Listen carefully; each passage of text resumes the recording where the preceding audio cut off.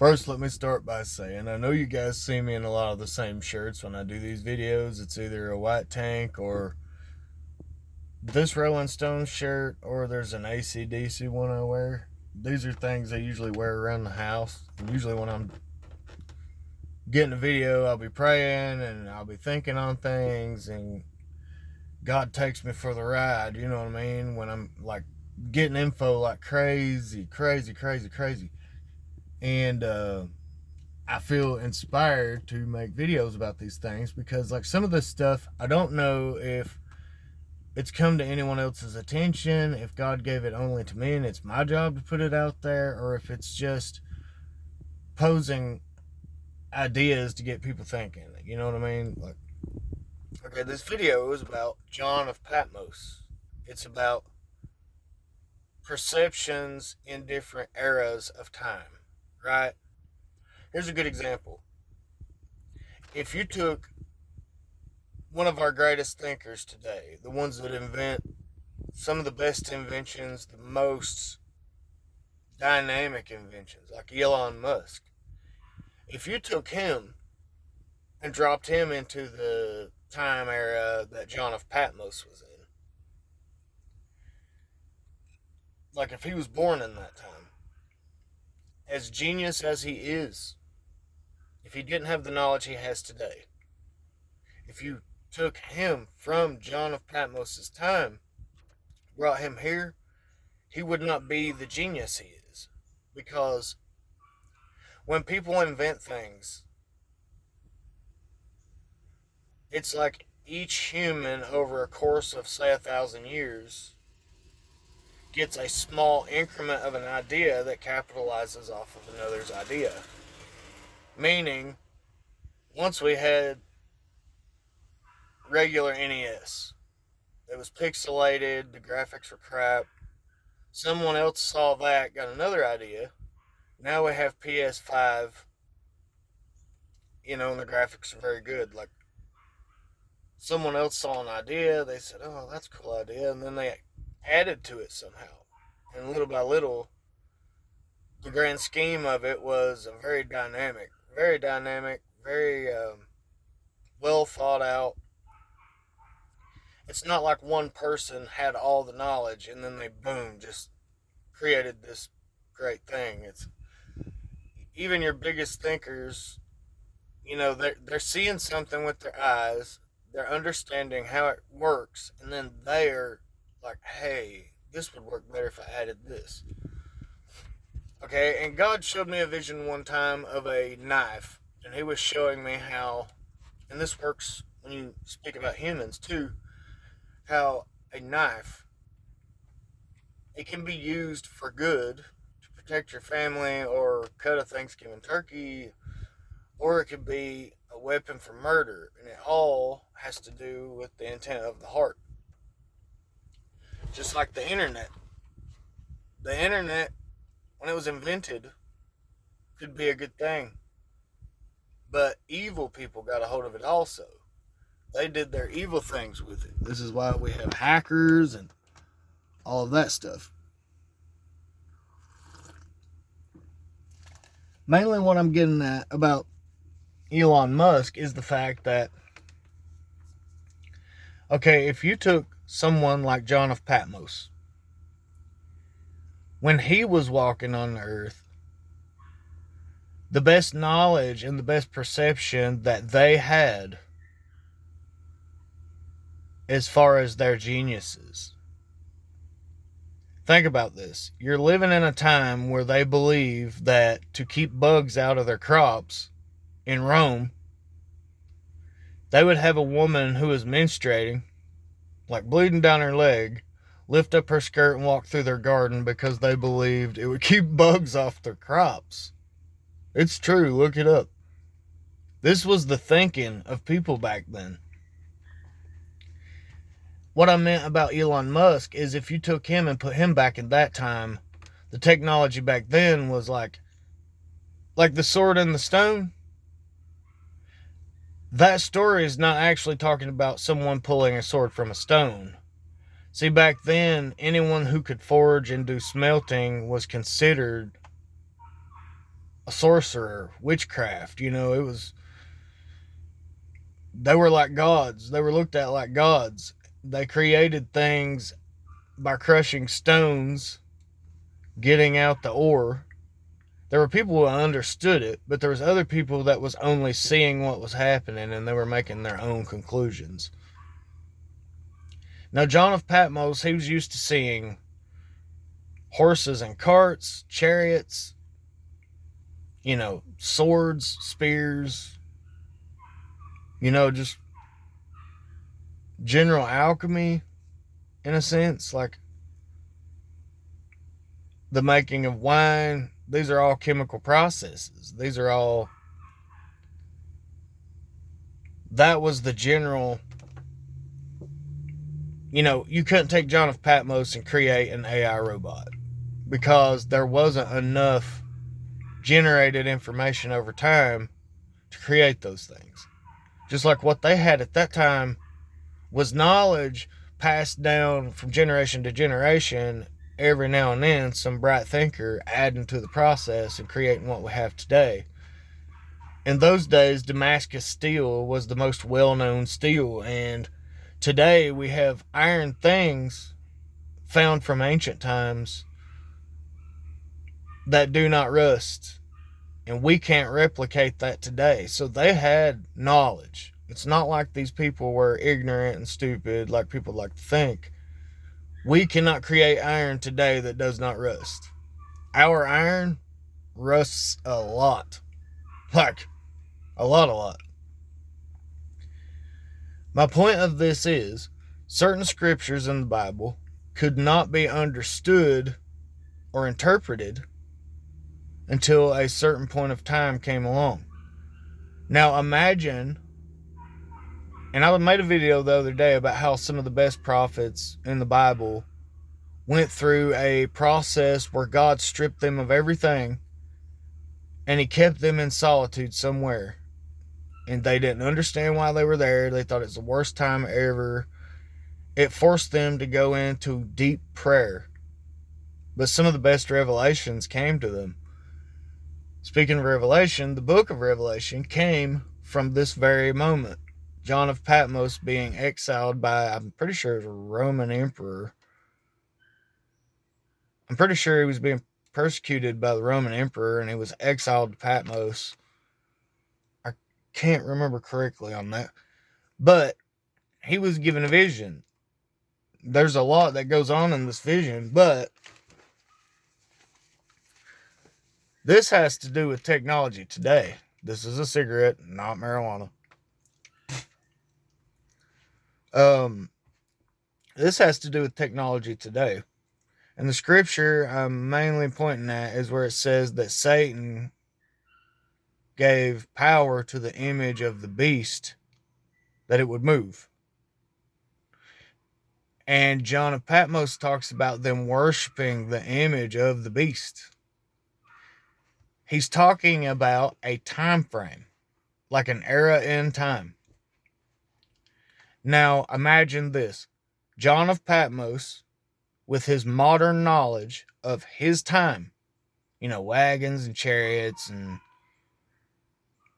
weird stuff like that. Some of the weird beliefs that was back then, like the things he's seen around him, could never generate what he was seeing in these visions. He was seeing these things and he's trying to write it down to the best of his knowledge from that time.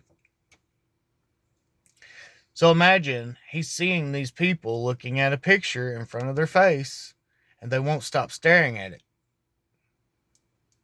And Satan, the principality of the air, gives it power to move.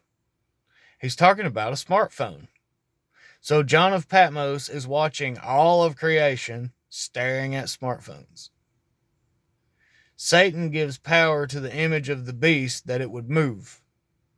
AI. Can't remember if it's Revelation or Daniel where they talk about the beast that was unlike any other beast having iron teeth and bronze claws. I'm pretty sure bronze was turkey and the teeth are iron, which is Rome. And I think it represents the way that they rule, the way that they handle business. Like Rome was like iron, they break, you know, they were very tactical, go and do it types. Persia was a little bit wilder about their tactics. But anyway, the point I'm getting at is, if you look AI up, there's a place it was in Cana known as AI. They call it Ruinous Heap. Like it's been spelled A and I, and it's been spelled AYYA. But generally it's AI, it's Ruinous Heap. And basically, like I said, every invention can be used for good or for evil. The internet was created to be a good thing, but there's a lot of evil involved with it also. A knife can be created to do good things, but it can also be created to do evil things. Elon Musk, this is another thing about Revelation. He's talking about creating this chip where they cut an inch square out of your skull. They put it in there, and it's got these tiny fiber optic wires that kind of go to different parts of the brain. It's supposed to make people who's had strokes be able to use the other side of their body.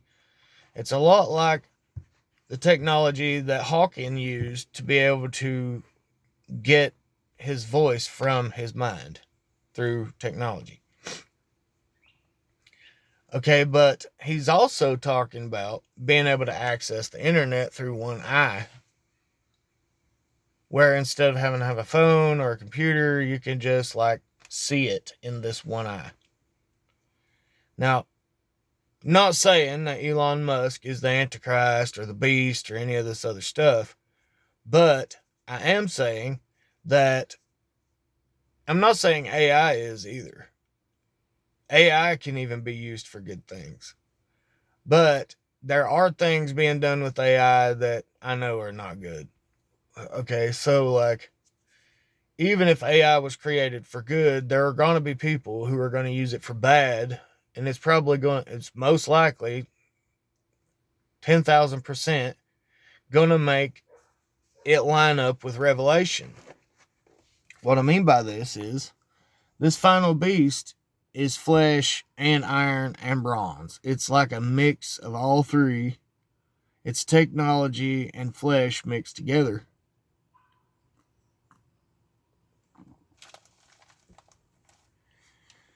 And he talks about in the Bible about them worshiping their techne. And that's the word for technology back in ancient times. I think it was Greek. Techne was Greek. So basically now when you read Revelation and you keep smartphones in mind, and this is a common tool we use today, which is a smartphone. So just like a knife, if it was created to do Thanksgiving turkey, eventually somebody's like, you know what, I can kill somebody with this. Then it started being a weapon. You know what I mean? Every technology can be used for one reason or the other. One said, hey, you know what, with this internet, we can do internet banking. The other one said, you know what, with this technology, I can rob people's bank accounts. I can spy through people's cameras. I can do all this other stuff. Good and evil was used with everything. It's the intent of the heart. So with every invention, there will be good and evil done. So John of Patmos, in his time, when people worshipped, when they worshiped their idols and all this stuff, they really focused in on these idols. This was his time. This was worship according to pagans and stuff like that. They had their idols. They stared at it a lot. Well, he's looking at people doing this. They're just staring at it. Staring at it. And he's just looking at this other era of time, and he's trying to describe it in Revelation the best way he can. according to what he knows.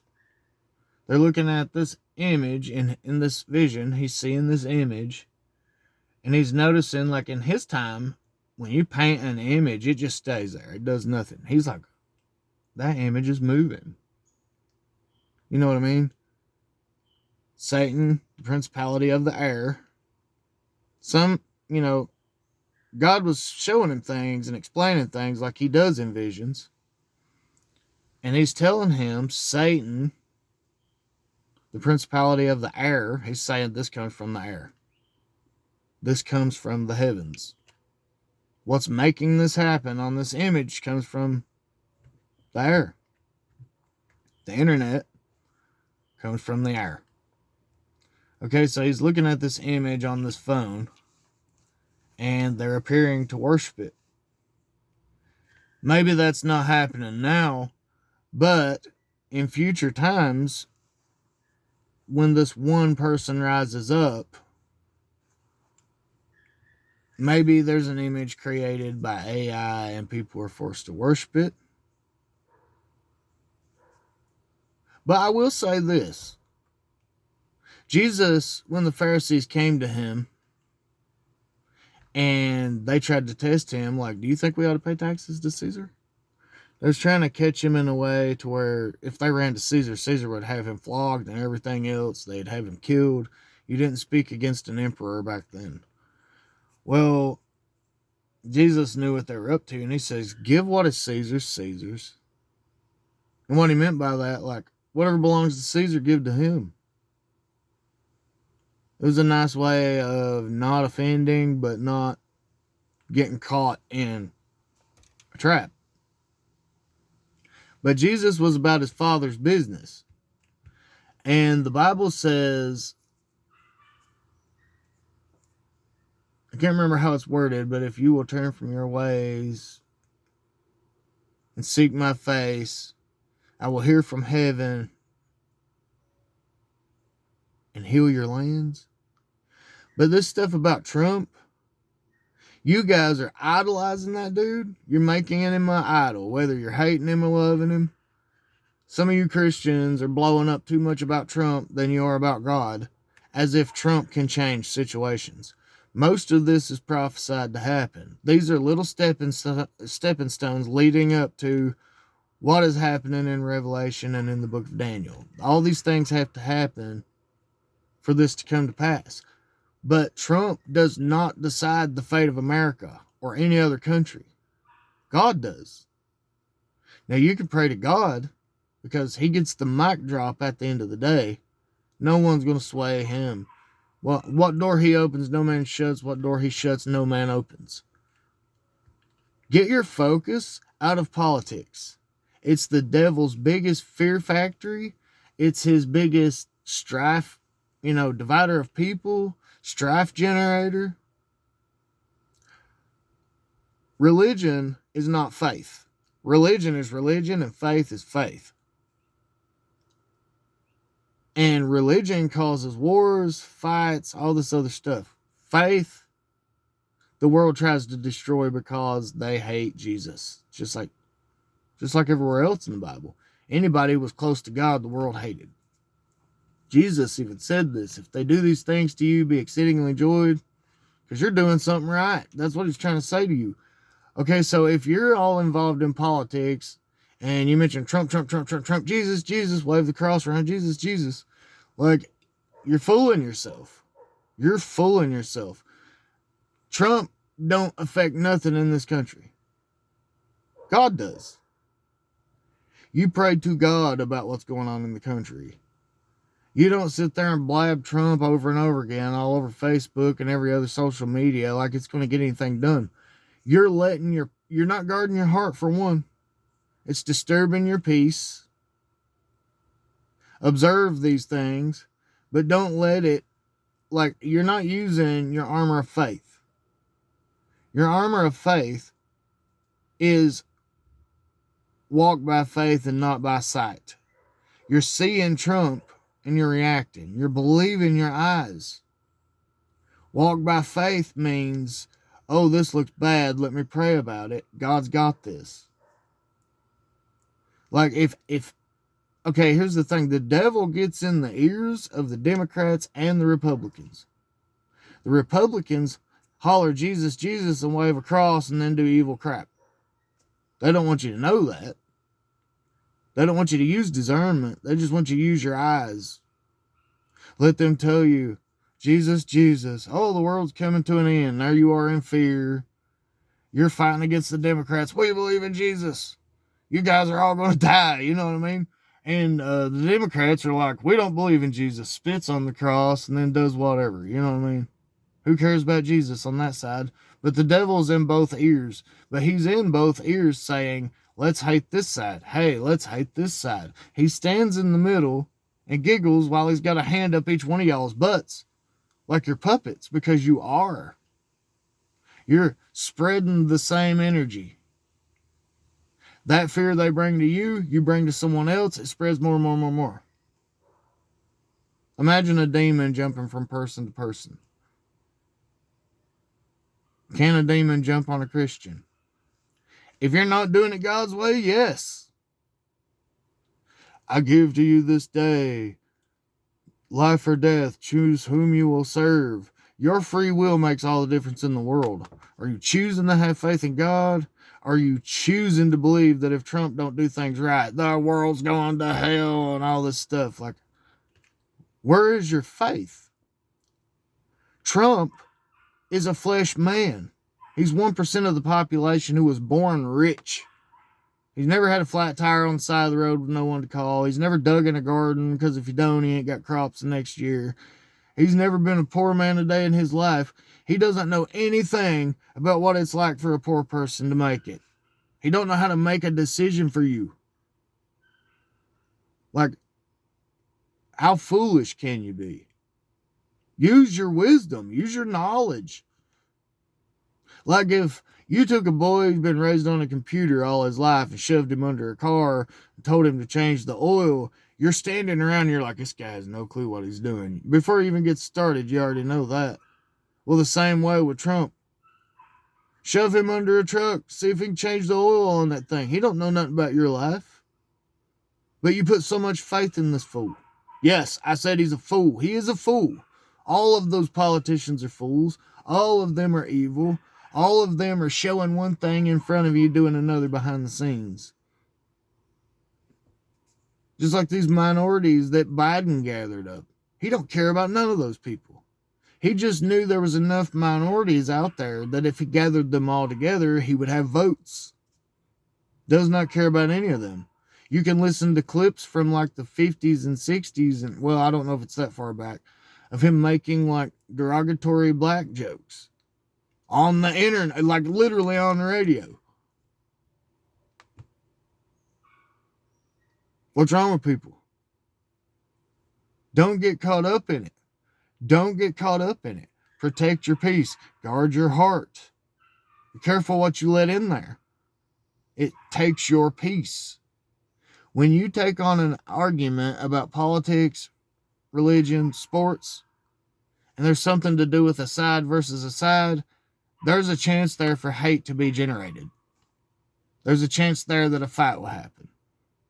And it's you lashing out against another, opposing opinions, and there are feelings and emotions generated there.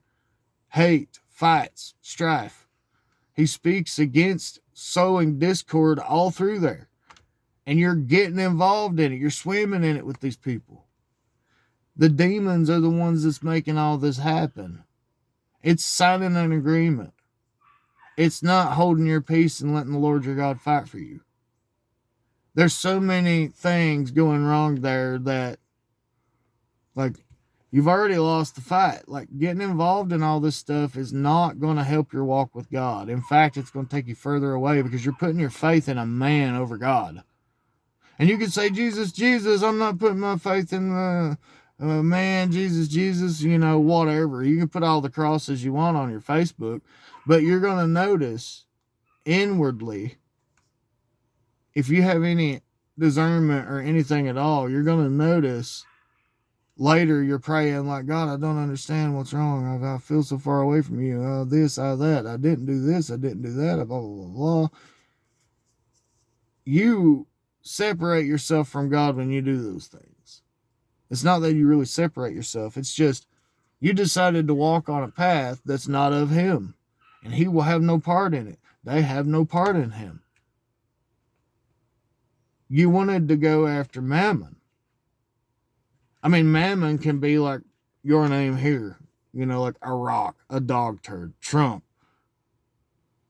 a false image of God. It's having an effect on you. It's having an effect on you. It's something you put your attention into that spiritually has an effect on you. All these things will affect your walk with God. Like,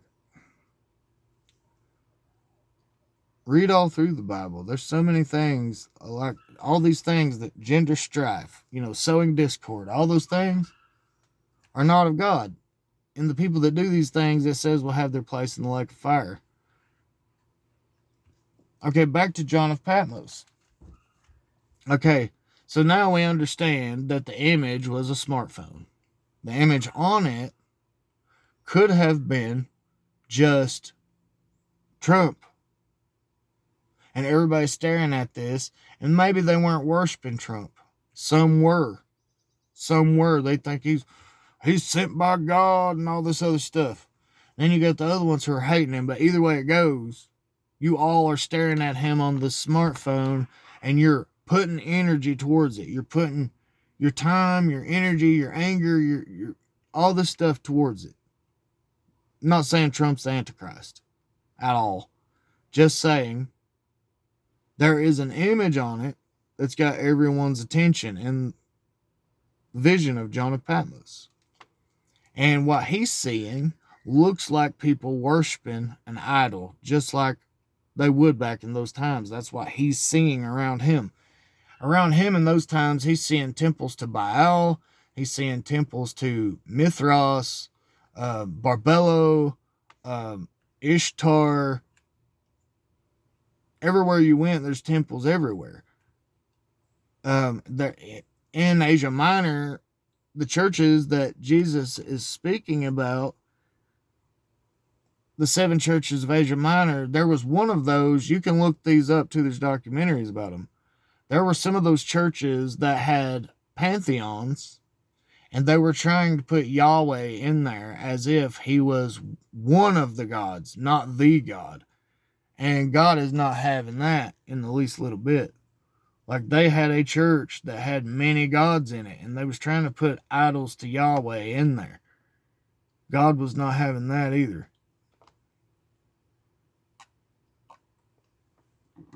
Can't remember if it was Smyrna or I can't remember. I read so many articles, and I get so many ideas. Some details I can't totally keep up. Maybe it was Laodicea. I can't remember, but one of them was doing that. But in his time, he saw all different types of worship all the way around him. It wasn't hidden like it is today. Except in Israel. Israel, like, there was a time when they worshiped Baal. When they turned back to God, suddenly anybody that was caught doing that, because of the turmoil that God allowed to come on them because of that, they were like, no, get that out of here. Like, you would, the groups of people would come against you quickly. Like, no, that ain't happening again. So, like, in these other regions he went to, it was open season everywhere. You know what I mean? Well, he got exiled because of his worship of God.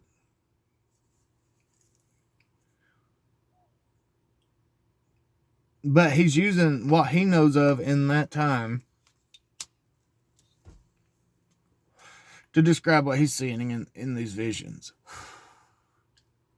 So now we have smartphones. We can bring up images on them. We have AI. We have all this stuff. We have Starlink. We have, all these things. And we have inventions that are being mentioned now that sound a lot like some of the scriptures in Revelation. And John of Patmos is trying to describe this, not being able to buy, sell, trade unless you have the image and the mark of the beast. All these things they talk about in their head and in their hand. And in some places right now, they got these chips in your wrist that you can pay for things with. They have whole entire grocery stores where there's no employees. You just walk in, take what you take. You got this thing in your wrist. As you walk out of the building, it literally pays for everything. They're coming up with what's called smart cities now, and they're trying to build these. Like TD Jakes is involved in it. A few other people. These cities are fully run by AI. I don't remember all the details, but they're trying to make it to where like they're you have your money in accounts, but I don't think there's any actual cash. Everything's done digitally, and everything is like right there for you, and it's all done by electrical processing of some type, like AI, digital, whatever. That's what the world's moving into. And it seems like a rapid succession of control. You get what I'm saying? They're trying to keep, oh, it's your money, wink, wink, but like they control the digital systems that run it. And all these inventions that you're hearing about coming out now are moving towards what John of Patmos was saying. He was seeing these things. He was describing it to the best of his ability. And 666, when you look it up in Strong's, it calls it a bandage. It describes it covering one eye. And there's a book where it describes, I can't remember. There was a story in the Bible I read once where this one certain person was trying to convince some of the Israelites to pluck out one eye because to sign some kind of agreement with a certain king. And I think they were trying to do it, but it was a foretelling of this kind of thing that happens. 666, like one eye and this digital thing in the eyeball, and the part where he says, and if your eye be evil, how great is that darkness? There's also the thing about the good shepherd and the bad shepherd, and the bad shepherd being the one-eyed shepherd with one arm and one eye. One arm's withered and one eye is put out. And it talks about how he's a hireling, that when trouble comes, he leaves the flock. And all through mythology, there's all these stories of these one-eyed gods. This, like, Ra was one eye. Uh, Horus, Odin. These were all rivals to Yahweh. These were ones trying to proclaim themselves against the Creator. The one-eyed gods. One eye God. Get what I'm saying? Hollywood is showing symbols of it everywhere. Like they're doing this. They're covering one eye. They're doing something where their hair covers one eye. Masonry, one eye. And masonry has nothing to do with God. I saw a vehicle the other day, had a Masonic symbol on it, and it said on the back of it, not all who wander are lost. That proclaims itself against the word of God right there. Because Satan wandered. He went to and fro the earth, seeking whom he may devour. He's still doing it today. Like, people need to open their eyes up. Eyes. And in Strong's, I'm pretty sure it describes it as bondage. Bondage. But it was also a bandage covering one eye. It was an eye bandage.